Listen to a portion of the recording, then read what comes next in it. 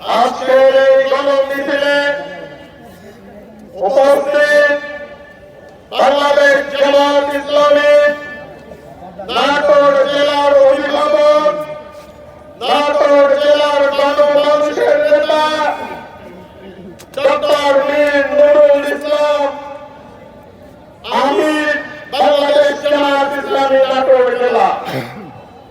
উপস্থিত লালপুর বাগাতিপাড়ার গণমানুষের নেতা, লালপুর উপজেলার সাবেক সফল ভাইস চেয়ারম্যান মৌলানা আবুল কালাম আজাদ, আমির বাংলাদেশ জামাত ইসলামী লালপুর উপজেলা এবং লালপুর উপজেলার বিভিন্ন পর্যায়ের দায়িত্বশীল কর্মী ভাইরা, সকলকে আন্তরিক সালাম। আসসালামু আলাইকুম ওয়া রাহমাতুল্লাহ। শুরুতে মহান রবের শুকরিয়া